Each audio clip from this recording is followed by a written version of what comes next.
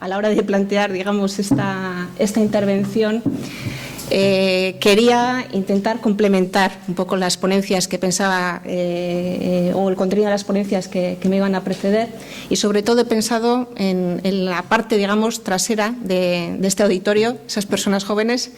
esos estudiantes, y bueno, proponerles un poco el análisis de dos elementos fundamentales de la teoría del federalismo fiscal y ver cómo encajan en la organización institucional de Euskadi y ver también cómo encajan en el sistema de financiación del País Vasco. Por tanto, voy a empezar diciendo que la teoría del federalismo fiscal, como sabéis, analiza las interrelaciones entre diferentes niveles de gobierno que operan en un ámbito territorial determinado de acuerdo a una determinada asignación de funciones y servicios, una determinada asignación de competencias y también una determinada distribución de fuentes de ingreso. Normalmente solemos hablar de gobierno central, nivel de gobierno intermedio y municipal, pero hablar de federalismo fiscal también es hablar de las relaciones entre gobiernos del mismo nivel. La OCDE nos da cuenta de sistemas de organización político-fiscal muy diversos que responden a diferentes realidades y también a factores históricos, políticos y económicos. Y, por tanto, acordar quién determina y quién recauda los tributos. Y también acordar quién, cómo y en qué se gasta es fundamental para la articulación y división real de poderes en contextos de gobierno multinivel. Por tanto, no os voy a decir nada nuevo al deciros que la aplicación práctica del federalismo fiscal es algo muy complejo, que conlleva mucho esfuerzo de coordinación, de colaboración y lealtad, y que para ello, además, nos hace falta un marco legal que sea claro y efectivo. Bien, centrando un poco más la ponencia, sabéis que España es uno de los países con mayor grado de descentralización territorial del mundo. Con respecto a la organización institucional, tenemos 3 niveles de gobierno que se organizan en función del principio de competencia y que tienen autonomía para la gestión de sus propios intereses. Estamos hablando del Gobierno central, de las comunidades autónomas y de un nivel agregado que es el nivel de las entidades locales, que agrupa 50 provincias y 8.131 municipios. Con respecto al reparto competencial por niveles de gobierno, sabéis que en España tienen gran protagonismo las entidades subcentrales, sobre las que recaen competencias nucleares del estado de bienestar, tales como la educación, la sanidad, la dependencia. Pero también sabéis que se dice que España es un Estado cuasi federal, ya que el Gobierno central mantiene para sí competencias también clave, como la defensa, las relaciones exteriores o políticas clave de estabilización económica. Os he traído aquí en la diapositiva la representación gráfica del índice de descentralización global que publica el Comité Europeo de las Regiones. Es un indicador sintético que contempla también los niveles de descentralización política, administrativa y fiscal, y veis que España está en la posición número 6 del ranking. Si nos centramos ya, por el marco de la ponencia, en el índice de descentralización fiscal, vemos que hay 3 vectores de aproximación a esta realidad, y uno sería el índice de descentralización del gasto, en el que España ocupa la posición número 2 del ranking, de forma que el 53% del gasto público está en manos de los niveles subcentrales. Si lo consideramos desde la perspectiva del ingreso, ya la posición es algo más modesta, baja a la posición número 5, ya que la cuarta parte de los ingresos propios públicos están en manos de los niveles subcentrales, como ingresos primarios. Y ya si nos centramos en el último indicador, en el de autonomía de ingreso, la posición en el ranking baja al número 12, y ahí lo que está reflejado es que el 46% de la estructura, dentro de la estructura de ingresos de los niveles subcentrales, el 46% son ingresos de naturaleza propia, dentro de, si solamente nos centramos ya en los niveles subcentrales. Y abajo del todo lo que se ha reflejado es la serie temporal de este indicador de autonomía de ingreso, en la que sobre todo me ha parecido interesante que veáis cómo por efecto de ese doping sobre el que hablaba Miquel en el año 20, con ese shock sistémico que fue la pandemia, este indicador de autonomía de ingreso baja 3 puntos porcentuales solo en un año por efecto de los fondos extraordinarios que transfirió el Estado a las comunidades autónomas. Bien, reflexionando en torno a la aplicación de determinados principios del federalismo fiscal en Euskadi, la primera idea que me gustaría poner de relieve es que el sistema interno de financiación de Euskadi constituye por sí mismo un interesante ejemplo de aplicación práctica del federalismo fiscal, ya que tiene muy pocos elementos en común con otras experiencias de referencia como la canadiense, la alemana o la suiza, por ejemplo, en las que también tenemos un nivel de gobierno intermedio con una elevada capacidad de autogobierno. A este respecto, y también en el marco de esta ponencia, considero que la principal especificidad de Euskadi es el reparto de funciones y fuentes de ingreso entre 3 niveles de gobierno subcentral: el nivel autonómico, el foral y el municipal, que no es comparable al resto de comunidades autónomas, ni a las de régimen común, ni tampoco a la Comunidad Foral Navarra. Si empiezo por la Comunidad Foral Navarra,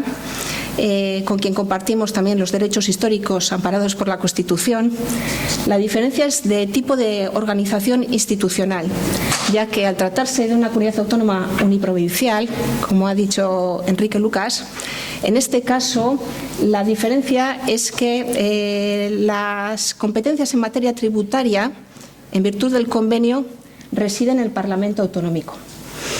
Si nos fijamos en las comunidades autónomas de régimen común no uniprovinciales, la principal diferencia consistiría en que la competencia tributaria reside en el nivel autonómico y no en el nivel provincial. Y otro aspecto diferencial de Euskadi, que también hay que tener muy en cuenta, es su mayor carga competencial. Porque además de las competencias asumidas por todas las comunidades autónomas, Euskadi es responsable de determinadas materias que o bien están singularmente recogidas en determinados estatutos de autonomía. Y os pongo, por ejemplo, la Policía Autónoma. O bien, hasta el momento, solo se han transferido a otras comunidades autónomas, pero muy pocas. Y en este caso os pondría como ejemplo la aplicación de la legislación del Estado en materia de prisiones. O bien, también se da el caso que hasta el momento hay funciones que solo se han transferido al País Vasco. Y en este caso os pondría como ejemplo la gestión económica de las becas y también os pondría como ejemplo la gestión económica de las bonificaciones en el ámbito de las políticas activas de empleo. Por tanto, ¿qué establece el principio teórico de la autonomía fiscal y cómo encaja en la organización institucional de Euskadi? Bien, cuando hablamos de autonomía fiscal, nos estamos refiriendo a la capacidad que tiene un determinado nivel de gobierno de decidir a ambos lados del presupuesto público. Es decir, la capacidad que tiene para establecer la estructura de su gasto público en base a sus competencias y prioridades de política pública o sus necesidades. Y también estamos hablando de la capacidad que tiene de controlar sus propios recursos financieros, incluyendo lógicamente la posibilidad de recurrir al endeudamiento.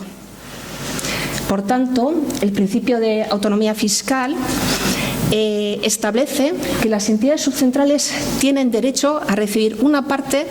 de los ingresos fiscales generados en su territorio para financiar sus funciones y servicios, de acuerdo a sus necesidades y prioridades de gasto en el marco de una asignación de competencias determinada. Es, por tanto, un principio fundamental para garantizar que las entidades subcentrales puedan atender sus compromisos de gasto sin depender en exceso del Gobierno central. En este contexto hay un elemento común en todos los sistemas de organización político-fiscal federados o descentralizados, y es que las principales fuentes de ingreso de los niveles subcentrales son los impuestos y las transferencias. Os he reflejado aquí un cuadro en el que hay una selección de 9 países, bien federales o cuasi federales, en lo que se refleja, digamos, la estructura de sus ingresos, atendiendo a su tipología, y podéis ver que la media ponderada de estos 9 países establece que casi la mitad de sus ingresos son impuestos, y la segunda fuente de ingreso más relevante son las transferencias y subvenciones, y desde luego a mucha distancia de otras fuentes de ingreso como pueden ser las tasas, las rentas de la propiedad o las cotizaciones sociales. También os he marcado cuáles son los resultados medios de España, para que veáis que en el caso español las transferencias y subvenciones constituyen la principal fuente de ingreso de los niveles subcentrales, con una participación relativa del 55%. Bien, ¿qué es lo que dice el federalismo fiscal y con respecto al principio de autonomía fiscal? Pues que lo óptimo es que las entidades subcentrales consigan una situación de equilibrio fiscal de acuerdo a una asignación competencial determinada, de forma que sus ingresos propios sean iguales a sus gastos propios. Y específicamente, respecto a la autonomía de ingreso, las entidades subcentrales aspiran con tener cierta autonomía tributaria que les permita mantener una estructura de ingresos lo más equilibrada posible, más allá de transferencias y subvenciones. ¿Pero qué es lo habitual? Pues lo habitual es que tengamos situaciones de desequilibrio fiscal, que se les suele llamar el gap fiscal, y escasa autonomía tributaria. Con respecto a la autonomía de gasto, que es otra perspectiva también de la autonomía fiscal, creo que es importante que tengáis en cuenta que concentrar, digamos, mayor participación del gasto por parte de las entidades subcentrales no supone que tienen más autonomía de gasto. ¿Por qué? Pues porque es necesario saber si las entidades subcentrales pueden decidir de forma autónoma sobre la asignación de los recursos financieros que están a su disposición. Y de hecho, suele ocurrir que el poder de gasto de las entidades subcentrales esté bastante limitado. Y estos límites vienen dados porque en muchas ocasiones las entidades subcentrales actúan como ventanilla administrativa de un nivel de gobierno superior y al final tienen que ejecutar políticas que les vienen definidas, digamos, por arriba. Se les transfieren recursos, pero digamos que el destino ya está decidido. También ocurre que en la estructura de gastos de los niveles subcentrales haya un elevado porcentaje de gasto que legalmente es ineludible. O sea, quizá nos gustaría gastar menos en algunos conceptos, pero la ley no los deja. Tenemos que atender ese gasto. Y también el marco legal vigente nos puede imponer, y de hecho nos impone, límites de gasto. Para que veáis la dificultad que puede entrañar pues, medir la autonomía de gasto, lo que os he traído aquí es un ejemplo que he encontrado en un informe de la OCDE, en la que se intenta medir de forma sintética la autonomía de gasto, considerando diferentes perspectivas de política, pero os he traído aquí simplemente el ejemplo de la autonomía de gasto en políticas de educación. Y aquí podéis ver que Luxemburgo, que estaría a la izquierda de todo, tiene el sistema educativo más centralizado, ya que si veis, digamos, la parte blanca de su columna, que constituye, digamos, el poder de limitación del Estado central, pues abarca gran parte de su situación. También tienen sistemas muy centralizados en el ámbito educativo, Italia, Nueva Zelanda o Chile. Y en cambio, en el otro lado del gráfico podemos ver que Suiza y Canadá tienen sistemas educativos con mucha mayor autonomía de gasto en manos de las entidades subcentrales. Y prácticamente la Administración central, en estos casos, no limita su actuación. Bélgica y España también, como sabéis, tienen un nivel de autonomía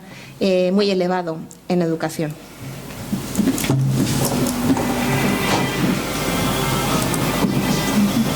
Bien, una vez que hemos establecido cuáles son, digamos, los elementos a considerar en la parte del principio de autonomía fiscal, ¿qué ocurre en Euskadi? Bien, sabemos que la situación que se da en Euskadi no encaja en el esquema tradicional de reparto federal del poder tributario. Lo hemos oído a lo largo de la jornada de hoy, ya que la titularidad de los tributos recae en un nivel de gobierno, las diputaciones forales, que tienen no uno, sino dos niveles de gobierno por encima, que son el Estado central y el Gobierno vasco, y un nivel de gobierno inferior, que son los ayuntamientos y demás entidades locales no provinciales. Es más, si lo consideramos a nivel agregado, vemos que las entidades subcentrales de Euskadi presentan superávit fiscal, ya que cuentan con recursos propios superiores a sus necesidades de gasto en base al reparto de competencias que está establecido. Pero ya si nos fijamos en los tres niveles de la Administración vasca individualmente, vemos que ese superávit fiscal corresponde a las diputaciones forales, ya que gracias a la capacidad normativa que tienen en los impuestos directos con mayor potencial recaudatorio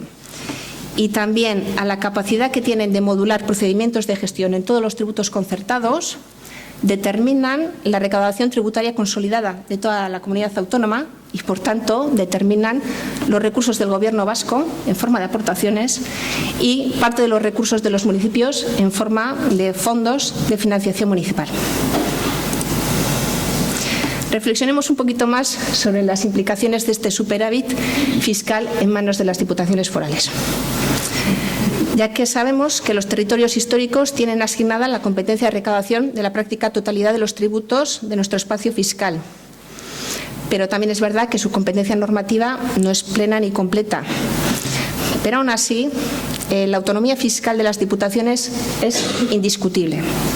Las haciendas forales son titulares de los ingresos por tributos concertados del 100%, cuando, considerando, digamos, el reparto que les tocaría, considerando su peso relativo en sus funciones de gasto de gobierno, no llega al 18%. Por el contrario, la autonomía del Gobierno vasco es testimonial en la dimensión del ingreso y muy escasa en la dimensión del gasto. Y aunque la Ley de Territorios Históricos es clara al establecer que tanto la Comunidad Autónoma del País Vasco como cada uno de los territorios que la integran gozarán de autonomía financiera y presupuestaria para ejercer sus competencias, es evidente, en mi opinión,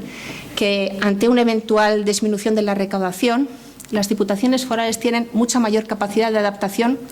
a situaciones de restricción presupuestaria en base a sus competencias, sobre todo si se compara con el Gobierno vasco, que depende totalmente de las aportaciones y además tiene un elevado porcentaje de gasto legalmente ineludible. Con respecto a la autonomía fiscal de los municipios, pues se queda a medio camino, porque es evidente que tiene un gap fiscal, pero su nivel de exposición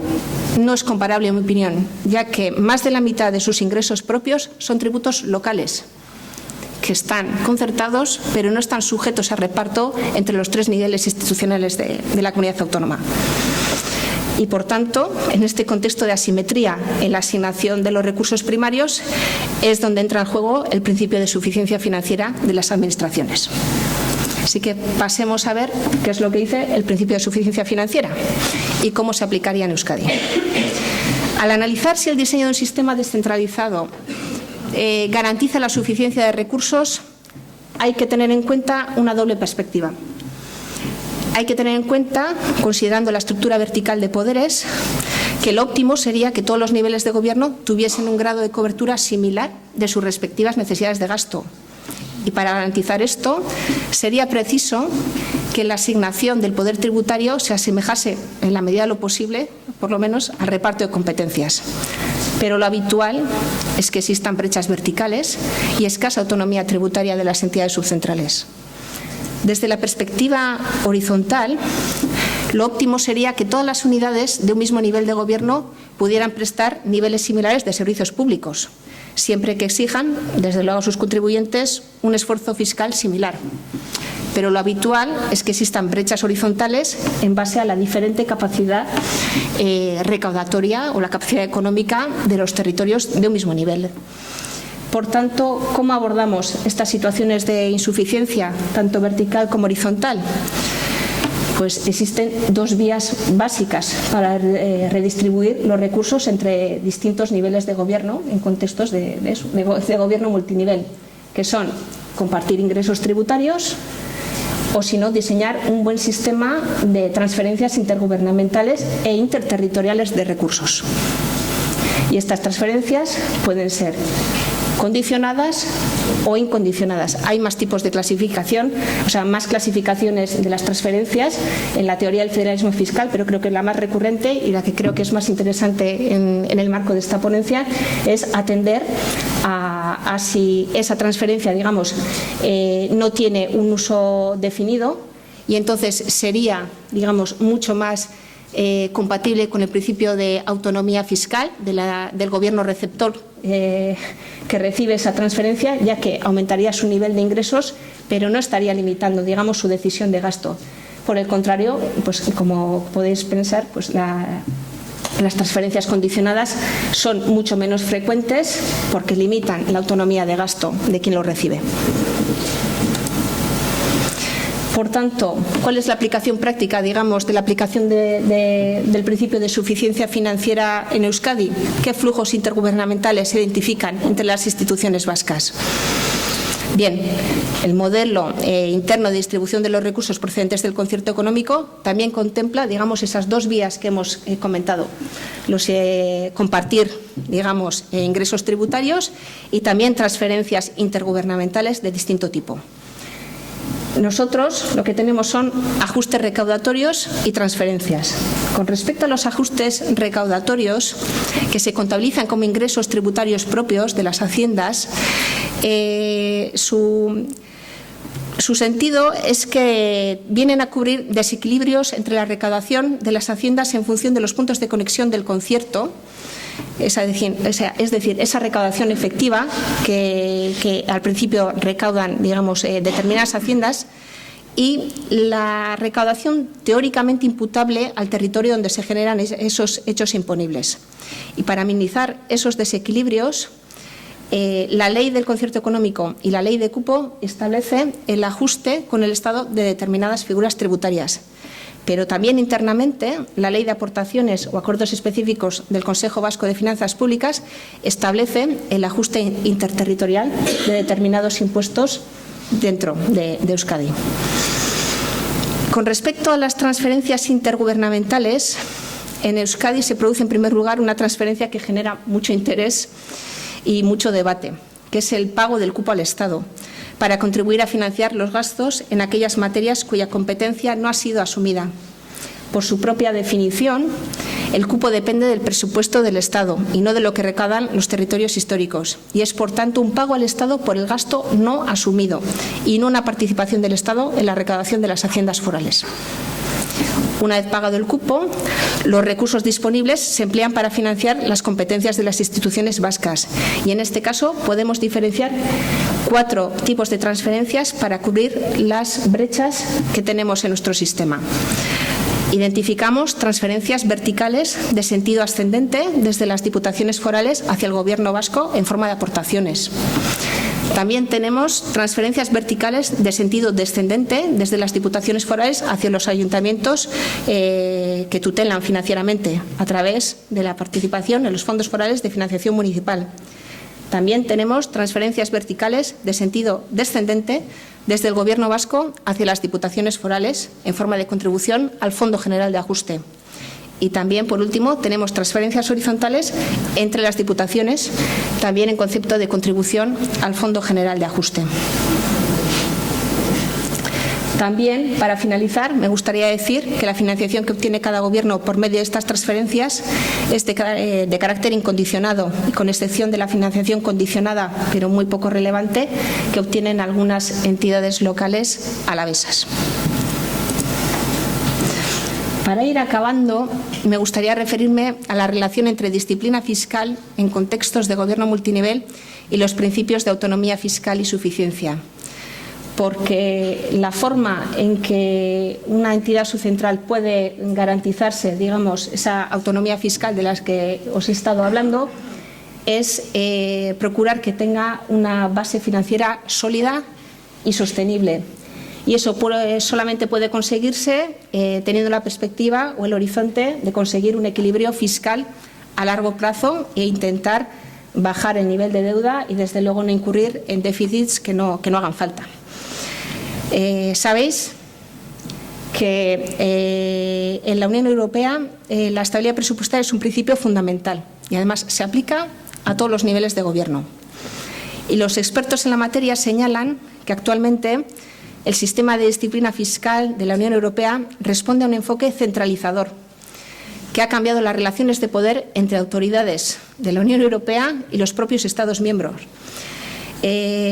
También, por traslación, este enfoque centralizador lo vemos entre, digamos, las relaciones de poder que se dan dentro de cada Estado entre el Gobierno central y los niveles subcentrales.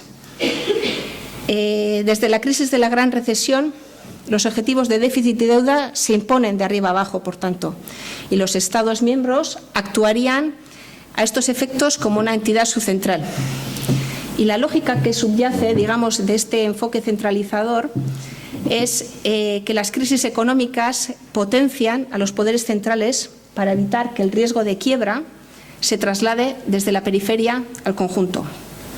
Como cabe esperar, lo que hemos dicho, la centralización primero